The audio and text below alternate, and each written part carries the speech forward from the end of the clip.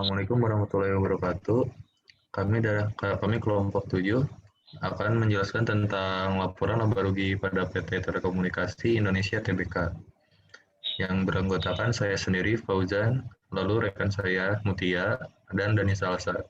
Langsung saja ke pembahasan yang akan dijelaskan oleh Mutia. Penjelasan pertama itu mengenai laporan keuangan. Laporan keuangan mempunyai definisi, yaitu ringkasan yang bisa berisi mengenai suatu proses pencatatan uang yang bersumber dari transaksi-transaksi keuangan, baik transaksi pembelian maupun penjualan.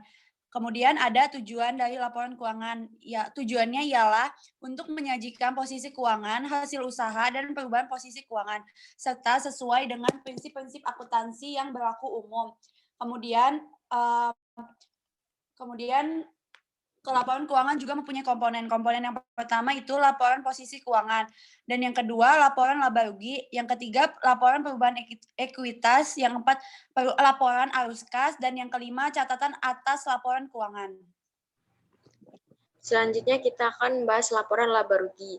Definisi dari laporan laba rugi ini ialah laporan yang menyajikan seluruh pendapatan dan beban dari suatu perusahaan dalam satu periode akuntansi.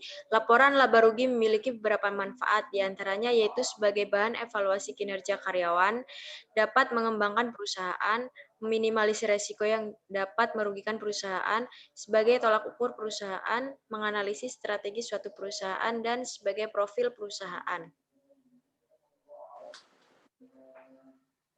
Fungsi dari laporan laba rugi ini ialah untuk dijadikan bahan sebagai evaluasi keuangan, untuk mengetahui perkembangan perusahaan, untuk mengatur langkah kebijakan atasan, untuk menyajikan informasi keuangan kepada perusahaan, untuk membantu menganalisis keuangan perusahaan, dan menjadi alat bantu dalam menganalisa strategi perusahaan. Kemudian, laporan laba rugi juga mempunyai tujuan. Tujuannya itu ialah memberi informasi mengenai kondisi suatu perusahaan, apakah memperoleh keuntungan atau kerugian pada setiap periode akuntansi. Yang kedua, ada memberi informasi total pajak yang harus dibayar. Yang ketiga, sebagai acuan perusahaan dalam upaya untuk mengembangkan perusahaan. Yang terakhir itu, sebagai bahan referensi untuk evaluasi pihak perusahaan menentukan langkah-langkah yang harus diambil pada periode selanjutnya. Kemudian, laporan keuangan juga mempunyai bentuk. Bentuk yang pertama itu ialah multiple step. Multiple step merupakan suatu sistem yang mengakui pendapatan dan beban pada saat terjadinya transaksi. Yang kedua ada single step. Single step merupakan suatu sistem yang mengakui penghasilan pada saat uang tunai diterima dan beban diakui pada saat uang tunai dikeluarkan. Laporan laba rugi memiliki beberapa elemen, di antaranya yang pertama yaitu pendapatan. Terdapat dua jenis pendapatan yang dicatat. Yang pertama yaitu pendapatan operasional. Pendapatan operasional ini merupakan pendapatan yang direalisasikan melalui kegiatan utama sebuah perusahaan. Pendapatan yang kedua yaitu pendapatan non-operasional yang diperoleh dengan menjalankan bisnis sekunder dan non-utama. Elemen yang kedua yaitu keuntungan. Keuntungan atau penghasilan lain ini merupakan hasil bersih yang didapat dari kegiatan non-bisnis atau kegiatan lain. Elemen yang ketiga yaitu laba sebelum pajak. Laba sebelum pajak merupakan total pendapatan yang belum dikurangi dengan pajak. Elemen yang keempat yaitu laba sebelum bunga dan pajak. Hal ini menunjukkan berapa banyak laba yang dihasilkan perusahaan dari kegiatan operasionalnya tanpa memasukkan unsur biaya bunga ataupun pajak. Elemen yang kelima yaitu beban. Semua biaya yang digunakan melakukan operasional dalam menghasilkan laba disebut juga dengan beban. Elemen yang keenam, kerugian. Kerugian ini merupakan biaya yang dikeluarkan untuk kegiatan lain di luar bisnis utama. Elemen yang ketujuh yaitu harga pokok penjualan. Harga pokok penjualan ini merupakan total keseluruhan pengeluaran dan beban yang dikenakan baik secara langsung maupun tidak langsung. Dan elemen yang terakhir yaitu biaya operasional. Biaya operasional ini termasuk semua biaya yang terkait dengan menjalankan bisnis perusahaan yang tidak termasuk ke dalam harga pokok penjualan. Lalu untuk profil perusahaan, PT Telekom Indonesia Tbk adalah badan usaha milik negara yang bergerak di bidang jasa layanan teknologi informasi dan komunikasi, dan juga jaringan telekomunikasi Indonesia. Pemegang saham mayoritas Telkom adalah Pemerintah Republik Indonesia sebesar 52,09%, sedangkan 47,91%, sisanya dikuasai oleh publik. Saham Telkom diperdagangkan di Bursa Efek Indonesia dengan kode TLKM dan New York Stock Exchange dengan kode TLK. Adapun tujuan dari perusahaan yaitu mewujudkan bangsa yang lebih sejahtera dan berdaya saing serta memberikan nilai tambah yang terbaik bagi para pemangku kepentingan. Visi mewujudkan bangsa yang lebih sejahtera dan berdaya saing serta memberikan nilai tambah yang terbaik bagi para pemangku kepentingan. Untuk misinya, mempercepat pembangunan infrastruktur dan platform digital cerdas yang berkelanjutan ekonomis dan dapat diakses oleh seluruh masyarakat. Lalu mengembangkan talenta digital unggulan yang membantu mendorong kemampuan digital dan tingkat adopsi digital bangsa. Lalu merorkestrasi ekosistem digital untuk memberikan pengalaman digital pelanggan terbaik. Selanjutnya, laporan laba rugi PT Telekomunikasi Tbk.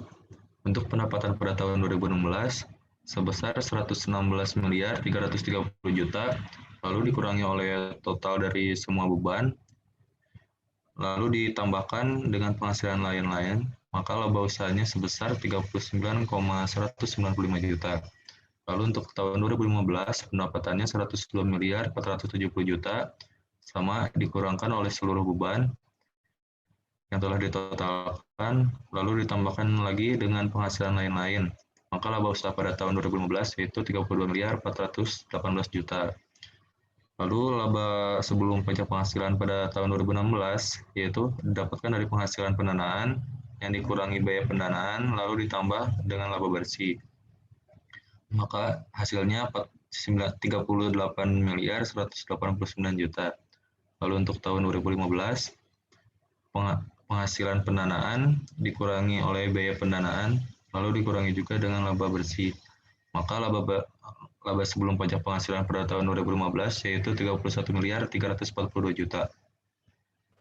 Kemudian, nominal dari laba tahun berjalan didapatkan dari laba sebelum pajak penghasilan dikurangi dengan beban manfaat pajak penghasilan. Maka pada tahun 2016 didapatkan nominal 29 miliar 172 juta.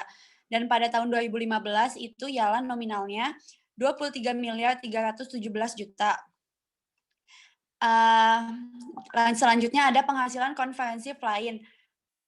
Jumlah laba konferensi tahun berjalan didapatkan dari laba tahun berjalan dikurang dengan penghasilan konferensi lain bersih.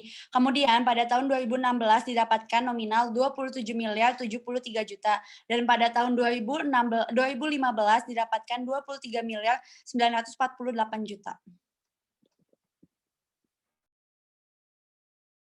Kemudian untuk total dari laba tahun berjalan yang dapat didistribusikan diperoleh dari pemilik entitas induk dijumlahkan dengan kepentingan non-pengendali sehingga pada tahun 2016 diperoleh sebanyak 29 miliar 172 juta dan pada tahun 2015 diperoleh 23 miliar 317 juta. Jumlah laba komprehensif tahun berjalan diperoleh dari pemilik entitas induk dijumlahkan dengan kepentingan non-pengendali sehingga pada tahun 2016 diperoleh 27 miliar 73 juta dan pada tahun 2015 diperoleh 23 miliar 948 juta. Untuk laba per saham dasar dan dilusian tidak dilakukan perhitungan pada laporan keuangan, melainkan dilakukan perhitungan pada tahapan sebelum-sebelumnya sehingga laba bersih per saham yang telah diperoleh pada tahun 2016 sebanyak 196 miliar 19 juta dan pada tahun 2015 sebanyak 157 miliar 77 juta. Laba bersih per ADS atau 100 saham ini diperoleh dari total laba bersih per saham dikalikan dengan 100 sehingga diperoleh pada tahun 2016 sebanyak 19 miliar 619 juta 110 ribu dan pada tahun 2015 sebanyak 15 miliar 770 juta. Sekian untuk penjelasan laporan laba rugi dari kelompok 7. Mohon maaf bila ada kata-kata yang kurang berkenan. Kami dari kelompok 7 mengucapkan terima kasih.